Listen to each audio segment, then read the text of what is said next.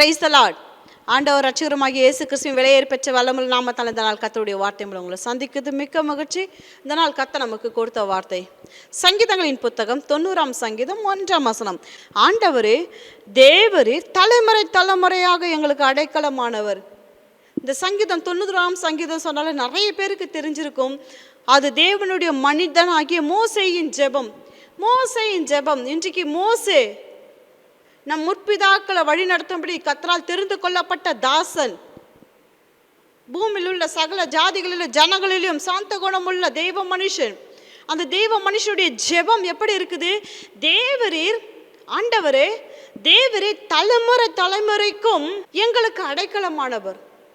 அப்பா, நீங்க தலைமுறை தலைமுறைக்கும் நீர் அடைக்கலமானவர்.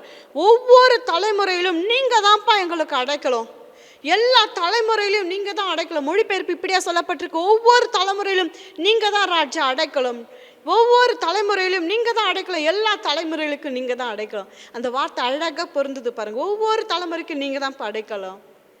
எல்லா தலைமுறைகளுக்கும் நீங்க தான் அடைக்கலாம். இன்றைக்கு நினைக்கிறாங்க, இந்த சொத்து என் தலைமுறையில் என் பாட்டம் பூட்டம் சம்பாரிச்சது, இந்த ஆஸ்தி அந்தஸ்து என் பாட்டம் பூட்டம் சம்பாரிச்சது. ஆனால் எல்லா தலைமுறைக்கும் ஆண்டவர் அவர் தான். எல்லா தலைமுறைக்கும் அடைக்கலமானவர் அவர் தான். ஹல்லேலூயா. அந்த அழகான ஒரு மொழிபெயர்ப்பு என்ன சொல்லப்பட்டிருக்கு? எங்களுக்கு அடைக்கலம் ஆண்டவர் என்றென்றைக்கும் எப்போதும் நீரே எங்களுக்கு புகழிடும். அடைக்கலம் என்ற வார்த்தைக்கு புகழிடம் சொல்லப்பட்டிருக்கு. தலைமுறை தலைமுறைக்கு நீங்கள் தான் அடைக்கலாம். அந்த அடைக்கலமானவர்ன்றதுக்கு என்ன மொழிபெயர்ப்பு சொல்லப்பட்டிருக்கு? தலைமுறை தலைமுறையாக எங்களுக்கு அடைக்கலமானவர். தலைமுறை தலைமுறையாக எங்களுக்கு வீடாக இருக்கிறீர் ஆண்டவரே. தலைமுறை தலைமுறையாக எங்களுக்கு வசிப்பிடமாக இருக்கிறீரப்பா. தலைமுறை தலைமுறையாக வாசஸ்தலமாக இருக்கிறீரப்பா.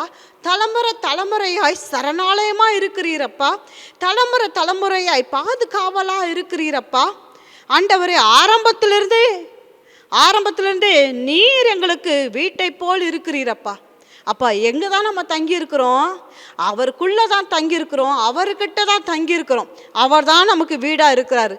அவர் தான் நமக்கு பாதுகாவலர், சரணாலயமாக இருக்கிறார், வாசஸ்தலமாக இருக்கிறாரு, வசிப்பிடமாக இருக்கிறார், வீடாக இருக்கிறார். அன்பு தேவ ஜனமே, ஹல்லேலூயா. தேவன் நமக்கு அடைக்கல வீடாக இருக்கும்போது இன்றைக்கு எத்தனையோ ஆஸ்தி அந்தஸ்து உள்ள ஜனங்களுக்கு, செல்வந்தர்களுக்கு அவர்களுடைய மாளிகை தான் அவர்களுக்கு அடைக்கலம். இந்த பூமியில் எத்தனையோ செல்வந்தர்கள் இருக்கிறாங்க, ஐஸ்வர்யவான்கள் இருக்கிறாங்க. அவருக்கு மாளிகை தான் அவர்களுக்கு அடைக்கலம். எத்தனையோ ராஜாக்கள் இருந்தாங்க, இன்னும் இருக்கிறாங்க. அவர்கள் அரண்மனைக்கு தான் அடைக்கலம். ஆனால் தேவனுடைய ஜனமே, உங்களுக்கு எனக்கும் கர்த்தர் தான் அடைக்கலம்.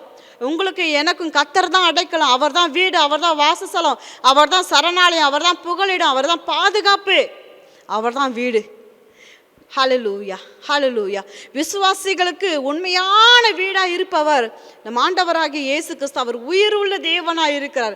அவர் உயிர் உள்ள தேவனாக இருக்கார். இன்றைக்கு எத்தனையோ ஏழை எளிய ஜனங்களை பார்க்கும்போது, தற்போது சில பேர் விசுவாசிகள் இருக்கிறாங்க, ஏழைகள் விசுவாசிகள் இருக்காங்க. குடிசையிலும் சின்ன சின்ன குடிசைகளும் கூடாரங்களில் இருக்கிறாங்க. நம்ம முற்பிதாக்கள் வனாந்தரத்தில் கூடாரங்களில் தான் வசிக்கிறாங்க. ஆனால் இன்றைக்கு நம்முடைய அடைக்கலமும் நித்திய வாழ்விடமும் தேவனே என்பதை நம்ம ஒருபோதும் மறந்துவிடக்கூடாது. இன்றைக்கு நம்முடைய அடைக்கலமும் நித்தியம். அப்பா, எனக்கு அடைக்கலம் நீங்கள் தான், நித்திய வாழ்வு நீங்கள் தான், எங்களோட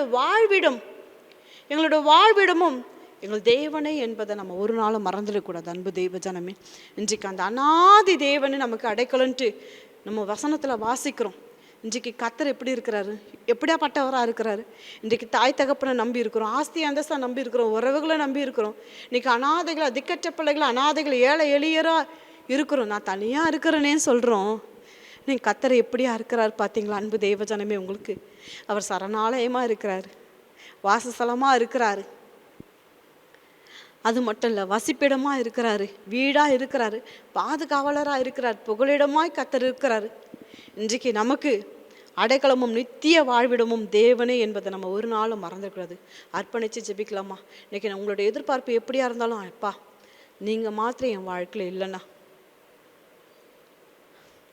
இன்றைக்கு இந்த சத்தியத்தை கேட்கும்படி நாங்கள் உங்களுக்கு முன்பாக எப்படிப்பா இருந்திருக்கிறோம்? எனக்கு எல்லாமா நீங்கள் இருக்கிறீங்களப்பா, எல்லாமா நீங்கள் இருந்திருக்கிறீங்களப்பா, இன்றைக்கும் இருக்கிறீங்களப்பா, இனிமேலும் எனக்கு அப்படியா நீங்கள் இருப்பீங்களப்பா. என் நித்திய வாழ்விடமாக எனக்கு இருப்பீங்களப்பா, எனக்கு அடைக்கலமாக இருக்கிறீங்களப்பா. நான் ஒரு நாள் மறந்துடாதபடிக்கு என்னால் உங்களை நான் நினைத்து என் ஜீவ நாளெல்லாம் உங்கள் கரத்தை பிடிச்சு, நீங்கள் என் கரத்தை பிடிச்சு என்னை நீங்கள் வழி நடத்துவீங்களே, அதற்காக நன்றி சொல்லுங்கள், நன்றி சொல்லுங்கள்.